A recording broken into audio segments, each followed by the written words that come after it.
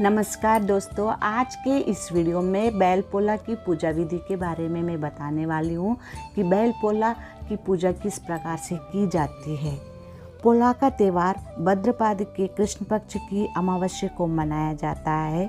इस अमावस्या को पिठोरी अमावस्या भी कहा जाता है।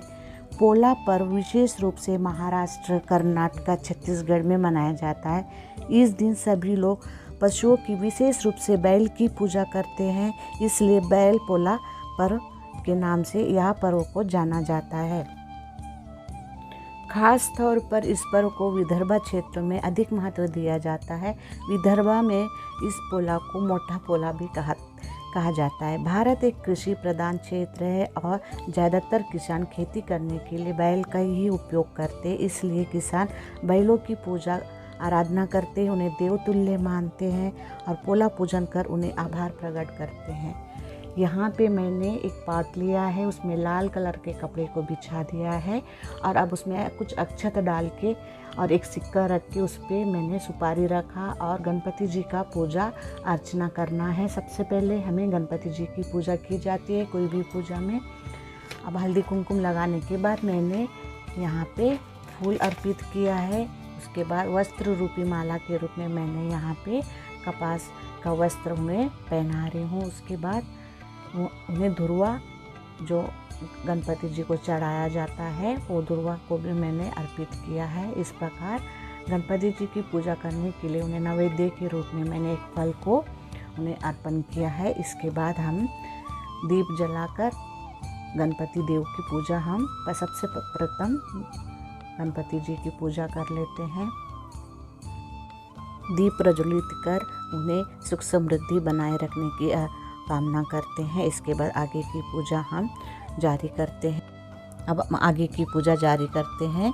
अब मैंने यहाँ पे अक्षत डाल लिया है ऐसे दोनों जगह पे और उसमें हल्दी कुमकुम चंदन इस प्रकार से डाल लेना है। इसके बाद मैंने यहाँ पे 2 बैलों का मिट्टी के जोड़े खरीद के लाए हूँ। अब हम इनकी पूजा करेंगे। सबसे पहले हम जल के साथ इनके चरण को हम शुद्ध करेंगे। जल में मैंने फूल डाल के ऐसे उनके चरण को 3-3 बार मैंने उनके चरण को शुद्ध कर लिया था। उसके बाद हम इसे चंदन, हल्दी, कुमकुम दोनों बैलों को लगा लेते हैं। इस दिन किसान अपने बैलों को नदी, तालाब या पे घरों में उनको स्नान कराते हैं, हल्दी और तेल का लेप लगाते हैं, उन्हें गर्म पानी से उन्हें नहलाया जाता है और उन्हें अच्छे से सजाया जाता है।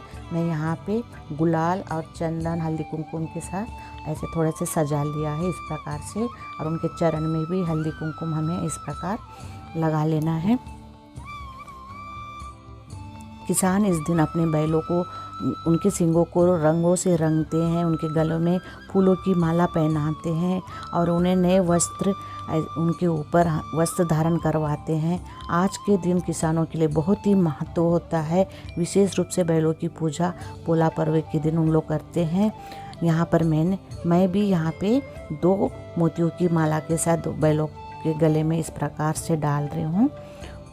उसके बाद मैं यहाँ पे उनके सींगों में भी ऐसे मोतियों की माला के साथ मैंने उन्हें सजाया है। उसके बाद हमें वस्त्र रूपी माला हमें पूजा में उन्हें चढ़ाना है। इस प्रकार से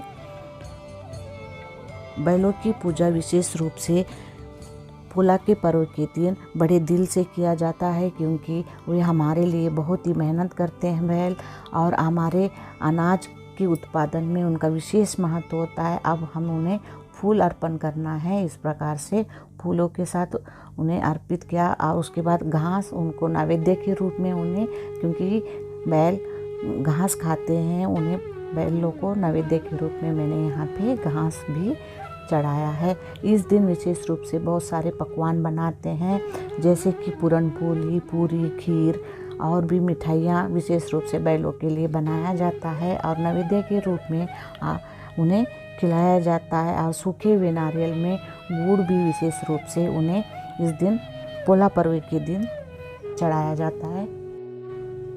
इस दिन किसान बैलों के नाक और गले में जो पुरानी रस्सी रहती है उसे बदल कर नई रस्सी उन्हें पहनाते हैं। पोला पर्व के दिन ही उन्हें नई रस्सी धारण करवाया जाता है। यहाँ पे मैंने पूरी, शक्कर, नारियल और मैंने यहाँ पर खीर का नैवेद्य के रूप में मैंने यहाँ पे रखा है, और कुछ फल भी उस दिन उन्हें खिलाया जाता है। यहाँ पे मैंने कुछ फल भी नैवेद्य के रूप में मैंने यहाँ पे रखा है।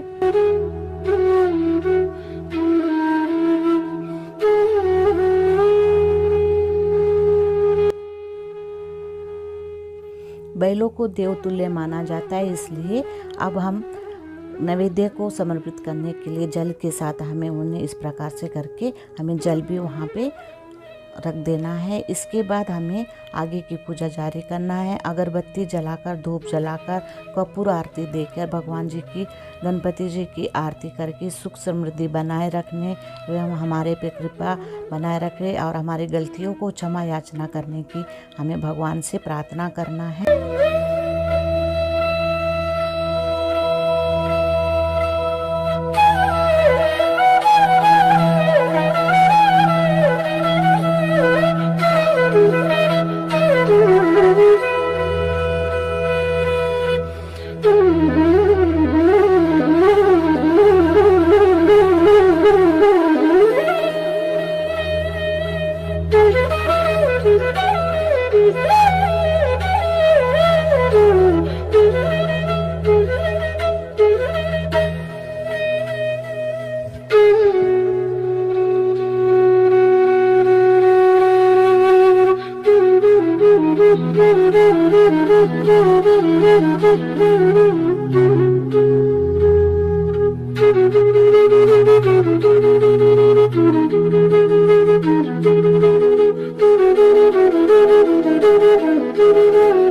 बैलों की हम भगवान जी की आरती इस प्रकार से आरती करना है। हमें उन्हें धूप दिया दिखाना है। आरती करने के बाद हमारी क्षमा याचना करके आज की पूजा का समापन हमें करना है।